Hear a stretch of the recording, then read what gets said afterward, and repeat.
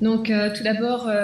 un grand merci aux organisateurs de me permettre d'échanger avec vous au sujet de ce thème, quand et comment traiter un aspergillus dans les bronchiectasies ou dilatation bronchique. Donc en mise en bouche un petit peu, puisqu'il tombait à point fin 2016, j'ai choisi cet article pour vous montrer que quand même la question est d'actualité, un article qui effectivement met en lien bronchiectasie et aspergillus, en ce sens que l'idée est de voir comment les maladies bronchopulmonaires liées à l'aspergillus peuvent être en fait soit d'une part associées, si vous voulez, au développement de dilatation bronchique, c'est par exemple le cas de l'ABPA et de l'asthme, soit d'autre part, parfois, l'aspergillus peut profiter de certaines situations préexistantes, donc des dilatations bronchiques qui s'intègrent par exemple dans des séquelles de tuberculose ou post-pneumonique pour se nider et être à l'origine de développement d'aspergillome, qu'il soit dit simple ou complexe. Et puis, je pense qu'on peut aussi citer d'autres maladies respiratoires qui, indépendamment du risque associé de dilatation bronchique, peuvent être des facteurs de risque au développement de l'aspergillus. Par exemple, dans le cadre de la BPCO, si on considère éventuellement, mais aussi avec d'autres facteurs de risque, des comorbidités comme la prise de corticoïdes orales ou inhalées. Donc si l'on regarde cette diapositive hors champ de la mucoviscidose, vous voyez que les principales étiologies des dilatations bronchiques sont quand même globalement dans les pays avant tout représentés par des situations post-infectieuses, post-pneumoniques ou post-tuberculose,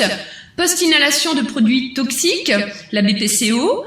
s'intègre aussi pour beaucoup dans le cadre de maladies systémiques, collagénose, vascularite, maladies inflammatoires du tube digestif, sarcoïdose, et s'intègre également dans le cadre de l'asthme, de la BPA, mais néanmoins, dans 50% des cas, nous n'avons pas d'étiologie retrouvée et ça nous arrange bien dans ces cas-là, nous utilisons donc le terme idiopathique.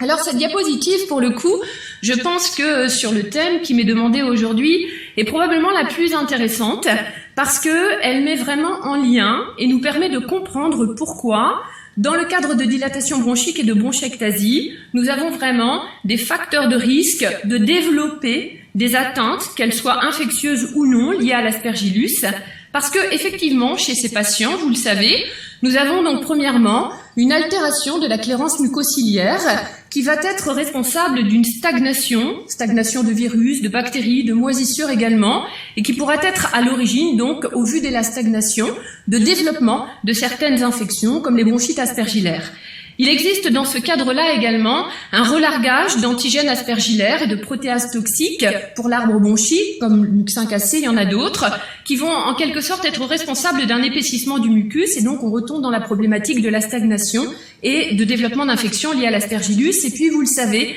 certains profils de patients vont présenter aussi des réponses immunes accrues TH2, c'est le cadre de la BPA, chez les patients asthmatiques. Par ailleurs, chez ces patients, on va retrouver également un déficit de la fonction neutrophile, monocytaire et macrophagique qui va être responsable d'altération de mécanismes d'apoptose des neutrophiles qui, là encore, vont faciliter inflammation et infection. Il ne faut pas occulter ce troisième point qui est quand même fondamental.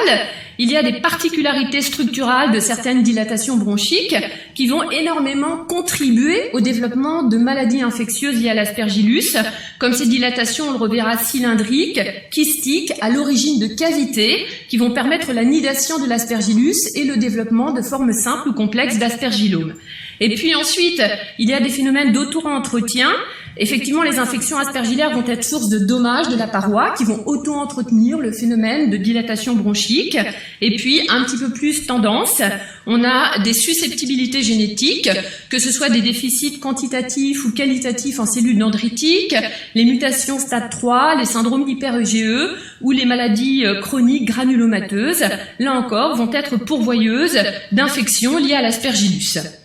J'aime cette diapositive, même si le rapport donc français est un petit peu en retard, et si la proportion 50-50 pourrait être d'un tiers pour le bleu et de 2 tiers maintenant sur l'autre côté. Elle permet de constater qu'actuellement, l'aspergillose, qu'on veuille l'appeler invasive ou chez les personnes avec des comorbidités, ne va plus essentiellement se retrouver sur les territoires d'onco-hématologie, mais va se retrouver dans ces disciplines où les patients vont effectivement présenter des dystrophies architecturales au niveau de leur parenchyme pulmonaire, des dilatations bronchiques, que ce soit des BPCO, des patients avec des séquelles de tuberculose, de maladies systémiques, de sarcoïdose, d'asthme, de mucoviscidose, des patients qui présentent des comorbidités comme le diabète, le tabac, l'alcool, la prise inhalée ou non, de corticoïdes ou d'immunosuppresseurs. Donc ces patients qui vont se retrouver en médecine interne, en maladies infectieuses, en pneumologie, en réanimation, en rhumatologie, en gastroentérologie, en dermatologie, dans tous ces services où on va retrouver ces facteurs de risque de l'aspergillus. Donc du coup, nous, docteurs, face à un patient qui va présenter des signes d'exacerbation de dilatation bronchique, donc en gros une toux productive, une fatigue, peut-être des crachats hémoptoïques, notre challenge, je pense, va être de se dire, est-ce que cette situation correspond à une aggravation d'une pathologie sous-jacente, par exemple une exacerbation d'un BPA, ou est-ce que je suis dans ce cas de figure clinique parce que j'ai une superinfection, par exemple, liée à des moisissures? Je pense que quand même, au travers de cet article des Espagnols, en fait, Metz, qui a mis en fait en évidence ce qui se passait chez des cracheurs fréquents d'aspergillus qui avaient des dilatations bronchiques plus ou moins étendues, un lien semble exister, une sorte de phénotype de patient avec plus les dilatations bronchiques sont étendues et sévères, plus les patients de cette série étaient cracheurs fréquents d'aspergillus. Évidemment, il faudrait regarder de plus près cela en termes d'impact médico-économique et de santé publique, mais je pense qu'au minimum, ce que ça veut dire, c'est que nous, en tant que docteurs, on a vraiment un rôle de screening et de monitoring des patients qui ont dilatation bronchique et bronchectasie, et dilatation bronchique et aspergillus, et face à ces patients, notre mission, on va essayer de la simplifier, de la faire là, c'est effectivement de reconnaître s'ils sont colonisés, infectés, s'ils ont une hypersensibilité, ou si même il y a éventuellement des formes de chevauchement. Donc je pense que en ce début 2017,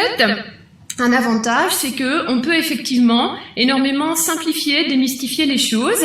Et pour les plus jeunes, je dirais que d'abord, face à un patient qui présente une atteinte bronchopulmonaire liée à l'aspergillus, une des ambitions importantes est de distinguer la manifestation dite infectieuse de la manifestation dite d'hypersensibilité. Parce que effectivement, en gros, dans la première catégorie, le corticoïde va être pourvoyeur de la maladie, quand dans la deuxième, le corticoïde va être salvateur. Donc déjà, on a intérêt à peut-être pas trop se tromper. Si on se positionne dans la première catégorie de patients, donc les manifestations dites infectieuses, je pense qu'actuellement, on peut également simplifier les choses en cherchant à distinguer finalement 3 tiroirs. Le premier tiroir, pour les patients dits non immunodéprimés, la distinction entre ce qu'on a envie de faire d'une colonisation ou d'une bronchite aspergillaire et l'impact thérapeutique là-dessus. Le deuxième tiroir, qui consistera sur des patients avec dilatation bronchique et prédisposition donc kystique, à reconnaître l'aspergillose pulmonaire chronique et à simplifier la reconnaissance et la prise en charge de ces patients. Et puis probablement un troisième tiroir que je n'aurai pas le temps d'aborder ici vu le temps imparti, qui consisterait à développer un petit peu le côté aspécifique de la présentation des formes invasives du non immunodéprimé, mais somme toute le traitement restera ici le même. Donc si on considère chez les patients non immunodéprimés la distinction potentielle entre colonisation et bronchite aspergillaire, finalement il y a 10 ans déjà, Bulpa avait essayé, un peu par analogie à ce que vous connaissez dans le cadre du patient leuconeutropénique immunodéprimé, de publier ces espèces de critères un peu similaires aux critères ORTC, qui distinguaient effectivement finalement avant tout l'aspergillose prouvée ou au-delà d'une compatibilité clinique, radiologique, mycologique, vous avez une preuve histologique, et puis les aspergilloses probables, le terme un peu plus tendance actuellement étant putative, de ce que l'on appelle la colonisation. Et en fait, si on veut simplifier les choses,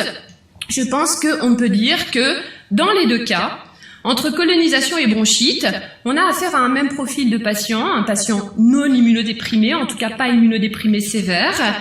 On a affaire à un patient chez qui, d'une manière directe ou indirecte, on aura mis en évidence la présence de l'aspergillus par une sérologie ou par une culture ou par un examen direct positif. Dans les deux cas, un scanner pourquoi pas compatible, plutôt aspécifique. Par contre, dans les cadres de la colonisation, le patient ne sera pas symptomatique, alors qu'il sera symptomatique et a priori uniquement à cause de l'aspergillus dans le cadre de la bronchite aspergillaire. C'est dans ce deuxième cadre uniquement que vous vous poserez la question d'un traitement qui actuellement est fort mal codifié, traitement de quelques semaines ou de quelques mois, plutôt par des molécules azolées. Mais je pense que ce qu'il est plus important actuellement de dire, si l'on brasse un petit peu la littérature, c'est que de plus en plus un warning est pointé sur ce que l'on appelle les fameux patients à haut risque. Ce sont ces patients sous forte dose de corticoïdes, c'est BPCO que vous suivez, stade 3 ou 4, les patients qui vont présenter des cavités intrapulmonaires, quelle qu'en soit la cause, les patients admis en unité de soins intensifs post-infection virus hématotrope, CMV ou influenzé, ou les patients qui vont présenter des cirrhoses. L'idée étant de dire, et probablement cela fera l'objet dans les prochaines recommandations EERTC, de recommandations de nouvelles pratiques potentiellement prophylactiques chez ces patients. Attention, même s'ils n'ont pas de signes cliniques ou de signes radiologiques,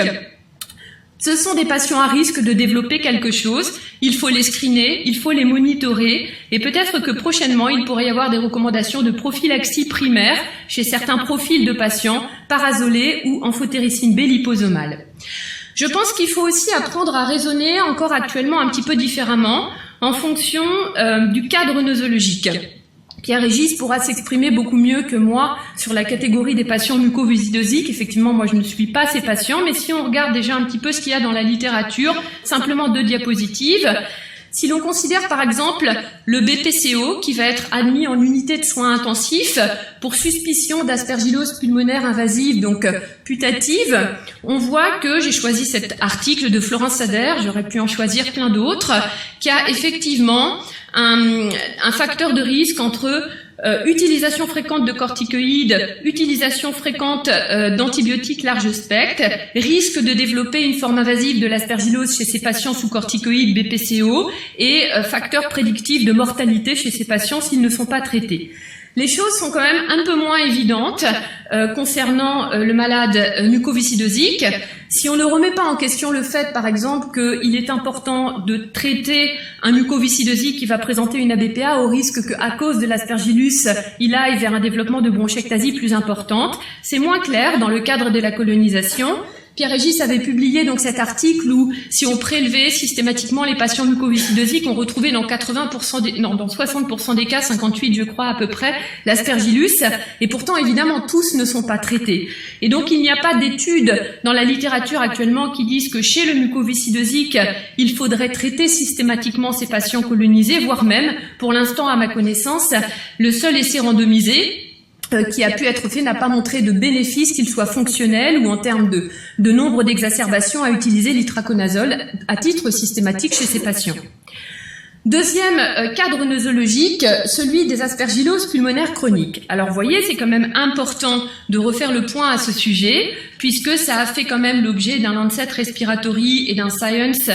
sur ces 2 dernières années. Et vous voyez que c'est un véritable problème de santé publique avec un impact médico-économique important, puisqu'actuellement, plus de 3 millions de personnes sont affectées par l'aspergillose pulmonaire chronique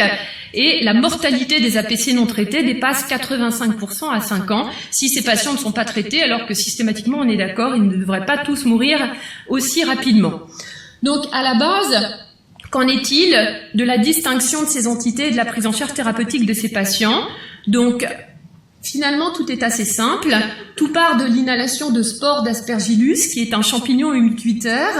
et l'expression clinique de la maladie qu'un patient va pouvoir développer est finalement conditionnée par 3 paramètres.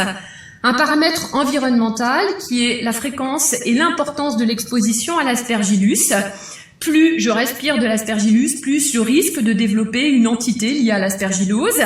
Et 2 paramètres liés à l'hôte qui sont l'existence d'une éventuelle immunodépression locale. Vous entendrez par là l'existence de cavités dans le poumon, quelle qu'en soit la cause, qu'elles soient des séquelles de sarcoïdose, de tuberculose, de BPCO, de dilatation bronchique, quelle qu'elle soit. Ceci donc peut être la source simple de nidation de l'aspergillus et de développement de formes simples ou complexes de l'aspergillome. Et si à ça s'ajoutent quelques simples comorbidités, le diabète, le tabac, l'alcool, la prise de corticoïdes ou de faibles doses d'immunosuppresseurs, peut-être alors que sur un plan histologique, il y aurait une tendance, encore pas réellement prouvée, on va dire, à développer des formes à caractère plus agressif au niveau du poumon, qui néanmoins ne dissémineront pas, comme vous le connaissez chez le patient d'hématologie, Ces formes que vous appeliez auparavant formes nécrosantes, semi-invasives ou non invasives, ou invasives du non immunodéprimé, et que actuellement nous avons fort heureusement la possibilité de simplifier sous la dénomination aspergillose pulmonaire chronique.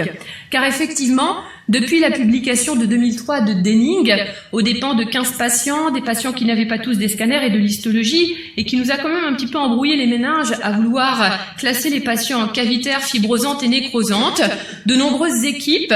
des équipes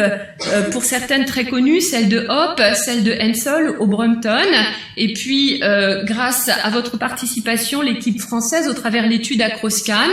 ont quand même montré, Acroscan c'était à partir de 127 patients, donc on est quand même un peu plus costaud que les 15 patients de Denning, que sur une technique de clustering, si on mixait en fait tous les paramètres cliniques, biologiques, radiologiques, mycologiques de ces patients, on était incapable de ressortir des phénotypes de patients et qu'actuellement, aucun de ces éléments ne nous permettait de distinguer des phénotypes de patients. Et probablement il y a des formes de chevauchement chez ces patients que tous, en plus, in fine, on va traiter de la même manière. Donc pourquoi s'embrouiller les esprits? Appelons-les tout simplement aspergillose pulmonaire chronique.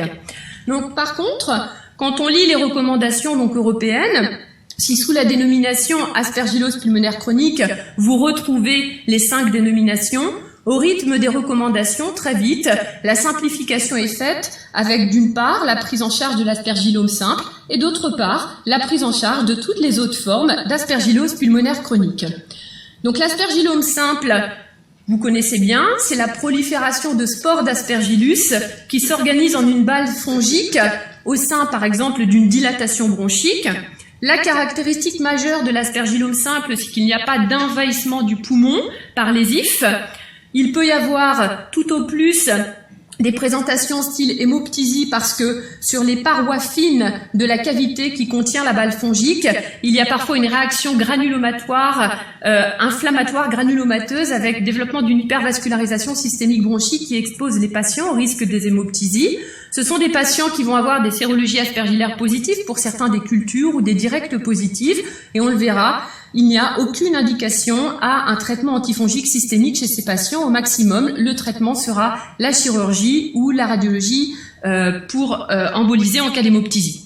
Les autres formes d'aspergillose pulmonaire chronique répondent à la définition qu'on pourrait vouloir lire sur cette diapositive un petit peu barbare, mais en fait on peut simplifier vraiment les choses en disant que je suis une aspergillose pulmonaire chronique et je légitime d'un traitement antifongique systémique. Si en gros je suis un contexte, par exemple je suis emphysémateux ou BPCO avec des dilatations bronchiques avec ou sans corticoïdes inhalés, vous avez chez moi trouvé une preuve directe ou indirecte de la présence de l'aspergillus, classiquement une sérologie aspergillaire positive, mais pourquoi pas un examen direct ou une culture positive. Et puis vous m'avez fait un scanner, et là vous avez, et c'est pourquoi cette diapositive est un peu longue, 2 présentations. Soit une présentation quasi pathognomonique, où effectivement vous avez une ou plusieurs cavités avec des parois épaissies, une plèvre épaissie, et à l'intérieur de ces cavités vous avez des balles fongiques. Là, vous êtes à peu près sûr d'avoir affaire à une moisissure, et comme dans 80% des cas, il s'agit de l'aspergillose, vous pouvez au moins retenir qu'il y a une aspergillose pulmonaire chronique. Soit la situation est un tout petit peu moins évidente dans la conclusion, parce que vous avez la même chose, sauf qu'il n'y a pas la balle fongique dedans. Et de toute façon, ce qui est préconisé, c'est chez tous ces patients, il faudra toujours essayer de réaliser au maximum des prélèvements d'expectoration multipliés, des examens endoscopiques pour éliminer tout simulateur et tout copathogène. Les recommandations, elles sont intéressantes parce que, avec un faible niveau de preuve, c'est vrai, elles ont essayé de grader aussi ce qui peut vous être utile sur le plan mycologique pour porter la conclusion de l'APC. Et effectivement, on voit que dans plus de 80-85% des cas, c'est la sérologie aspergillaire qui sera positive, mais attention, il y a des gaps. Par exemple, si l'aspergillus impliqué n'est pas un fumigatus ou si vous avez une hypogammaglobulinémie sur une prise au long cours, par exemple de corticoïdes, elle peut être faussement négative. Et donc, heureusement, il il y a d'autres alternatives pour faire le diagnostic. Donc avant tout, on sera très intéressé de retrouver des examens directs, quelle qu'en soit la provenance positive, sinon des cultures positives qui vont prendre d'autant plus de valeur si elles sont issues d'examens endoscopiques et de laboratoires de mycologie. Pas de place accordée au galactomanane plasmatique. Éventuellement, on peut intégrer dans une réflexion clinique et radiologique le galactomanane dans l'aspiration de l'endoscopie ou la PCR, mais comme je le dis, en fait, intégré dans la réflexion clinique et radiologique uniquement. La prise en charge, donc on l'a déjà dit, on va faire rapide, l'aspergillome simple, il est indolent, on le respecte, il s'exprime, hémoptysie par exemple, au mieux on opère le patient n'est pas opérable, c'est l'embolisation artérielle systémique bronchique. Les autres formes d'aspergillose pulmonaire chronique, l'idéal serait de pouvoir opérer les patients, mais malheureusement, du fait de leur comorbidité, même si à chaque fois on devra discuter au cas par cas la possibilité de les opérer, peu sont opérables, et donc il nous reste classiquement au minimum la possibilité de donner les traitements antifongiques systémiques. Il est par ailleurs fondamental de s'intéresser à toutes les comorbidités parallèles de ces patients, l'aspect nutritionnel, la réhabilitation respiratoire et bien sûr l'arrêt des corticoïdes ou des immunosuppresseurs qui sont pourvoyeurs de la maladie. Cette diapositive, pas très jolie, c'est juste pour vous montrer la chirurgie. La chirurgie, elle se réfléchit au cas par cas. Je pense sincèrement que si elle doit être faite par des équipes entraînées. Il y a des indications à la chirurgie. On opère le patient qui va avoir, si possible, une localisation unique, qui ne va pas trop impliquer la plèvre en cas d'échec de traitement médical. Mais vous voyez, même avec une équipe entraînée, elle se compliquera dans plus de 60% des cas de saignement, de non-expansion du parenchyme pulmonaire, d'empième, de fistule. Donc vraiment la chirurgie, ça reste quelque chose à discuter avec des équipes entraînées. Par contre, tous les patients bénéficieront d'un traitement antifongique systémique et donc les recommandations européennes avec un faible niveau de preuve parce que elles reposaient avant tout sur des études rétrospectives ou des case reports. Les deux seules études prospectives étaient l'étude Vertigo de Jacques Cadranel, une étude qui a testé l'efficacité du voriconazole sur une cinquantaine de patients, et l'étude en fait d'Agarwal qui a testé je traite versus je ne traite pas et qui a effectivement mis en évidence qu'il valait mieux traiter les patients avec un différentiel de 70% au niveau de la résultante post-traitement. Et donc, ces recommandations avec un faible niveau de preuve, ce qu'elles préconisent, c'est l'itraconazole et le voriconazole de première intention et le posaconazole, actuellement plutôt en comprimé, de deuxième intention, mais peut-être que les choses pourraient réellement changer dans les années à venir. La durée donc des traitements, c'est minimum 6 mois. En fait, l'idée, c'est de prolonger le traitement tant qu'il y a un bénéfice clinique ou radiologique en fait chez les patients. Et donc, on sent bien que certains patients pourront être traités beaucoup plus longtemps que 6 mois, particulièrement s'il existe des facteurs de risque comme une prise de corticoïdes. Il n'y a pas de place au traitement par voie intraveineuse, sauf en cas de malabsorption, sauf en cas de panrésistance aux azolés ou d'effets indésirables aux azolés, donc des cas de figure, somme toute, assez logiques. Attention, donc, comme je le disais, ces recommandations, donc, encore une fois, pourraient évoluer dans les mois ou les années à venir. Et Denning commence déjà au vu de publications récentes, notamment donc l'étude française Acroscan qui a consisté à publier des facteurs, des critères radiologiques de réponse objective donc au traitement, commence à réunir ses troupes de nouveau pour dans 2 mois pour retravailler sur de nouvelles recommandations pour effectivement pouvoir engager entre autres des études qui soient comparables entre elles maintenant qu'on a des gold standards de réponse thérapeutique. Donc la deuxième partie de la présentation qui sera plus courte pour mettre en lien dilatation bronchique et aspergillus, eh bien donc c'est de parler de l'ABPA. Et pourquoi j'ai choisi l'ABPA? Bon, parce que c'est dans ce cadre qu'on va retrouver une dilatation bronchique, mais en plus, comme vous le savez, les recommandations sont sorties il y a 2-3 mois, il y a quelques nuances qui peuvent être intéressantes de citer. La prévalence, donc, du coup, est assez variable, dépend de la définition retenue, de l'exposition environnementale et donc des pays, mais elle peut aller jusqu'à 22% chez l'asthmatique et 15% chez le mucoviscidosique. Il y a 10 ans, les critères de Patterson étaient quand même un petit peu compliqués à être tous réunis pour statuer sur une ABPA. En 2013, les critères ont été simplifiés avec maintenant, pour être une ABPA, en 2013, il fallait être mucoviscidosique ou asthmatique, avoir des IgE totales à plus de 1000 ou 417 si tous les autres critères étaient réunis, des spécifiques positifs, donc supérieurs à 0,35, et 2 des 3 critères mineurs qui étaient une sérologie positive, un scanner évocateur ou une hyperéosinophilie sanguine supérieure à 500. Finalement, les nouveaux qui viennent de paraître sont les mêmes, sauf que pour être une ABPA, on a le droit d'être autre chose qu'un asthmatique ou un mucoviscidosique dans 30% des cas. On peut tout simplement être un BPCO ou être en situation post-infectieuse, séquelaire par exemple de tuberculose. Pour faire tendance, on continue de classer la BPA par rapport à l'interprétation du scanner et par rapport aux facteurs de gravité de la BPA et de réponse au traitement qui sont représentés par la présence de dilatation bronchique et la présence d'impaction mucoïde hyperdense de consistance pierreuse dans ces dilatations bronchiques. Et la BPA est dite S pour sérologique en pas de dilatation, CB avec dilatation, HAM avec dilatation hyperdense et CPF quand vous avez des signes de fibrose associés. Pour ceux qui seraient encore un petit peu frileux à pouvoir reconnaître ou pas une ABPA, on peut s'aider d'une espèce de tableau comme ça qui permet un peu de scorer en fait la BPA, et on voit que pour être retenu à BPA et bénéficier de manière certaine d'un traitement au minimum par corticoïde, on doit cumuler un score aux dépens de paramètres cliniques et biologiques strictement supérieur à 9, puisque ce score strictement supérieur à 9 correspond à une ABPA S, donc qui n'aurait pas de dilatation bronchique et uniquement quelques infiltrats migrateurs dans le temps et dans l'espace. Les axes thérapeutiques de la BPA, vous les connaissez, il n'y a pas énormément de nouveautés. La corticothérapie pour réduire l'inflammation, les azolés pour diminuer la prolifération mycélienne, la désobstruction mécanique ou non des dilatations bronchiques, le traitement des surinfections bronchiques, l'éradication de l'aspergillus dans l'environnement des patients, et puis donc prochainement, j'en profite pour vous remercier car vous avez été plus qu'exceptionnels pour inclure les patients. On en a maintenant 170, on s'arrêtera à 175 dans Nebuland. Probablement, donc, on aura une réponse à l'impact, au bénéfice d'un traitement d'entretien par ambisome nébulisé chez ces patients ABPA.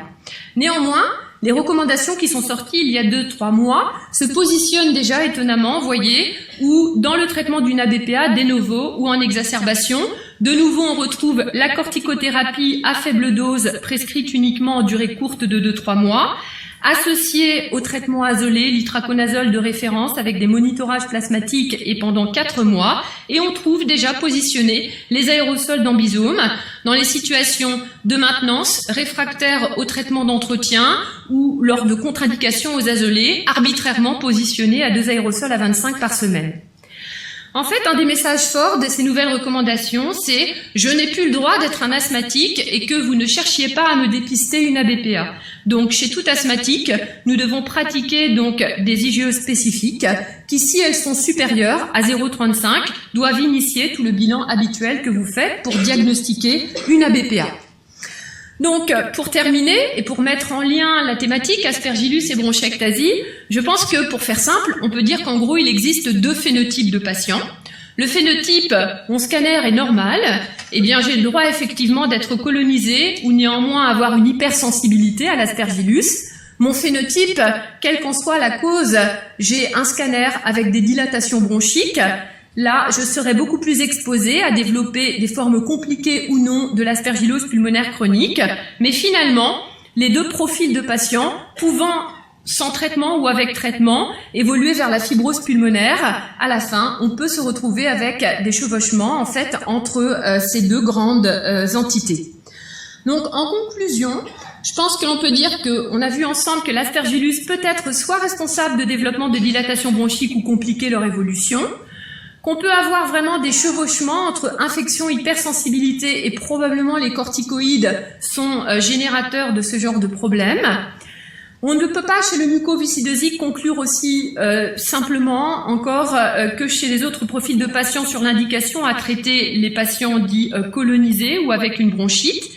On a quand même bien compris ces dernières années que les maladies chroniques liées à l'aspergillus, c'était un problème majeur de santé publique avec une mortalité élevée en l'absence de traitement. Donc au minimum, nous devons faire ce qu'on a essayé de faire là, c'est-à-dire mieux screener et monitorer nos patients.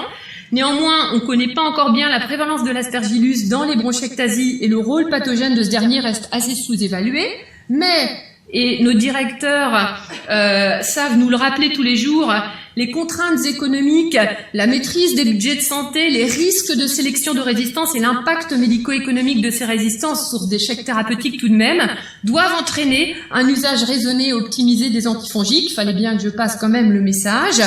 Et donc, je pense que l'étude embarque, et on remercie Marlène pour tout ce qu'elle fait à ce niveau-là, sera très intéressant, notamment donc sur la thématique de l'aspergillus, cet observatoire européen des dilatations bronchiques, puisqu'elle permettra de répondre à toute une série de questions qui nous aidera dans la compréhension et dans la prise en charge de nos patients avec de l'aspergillus dans les bronches. Je vous remercie.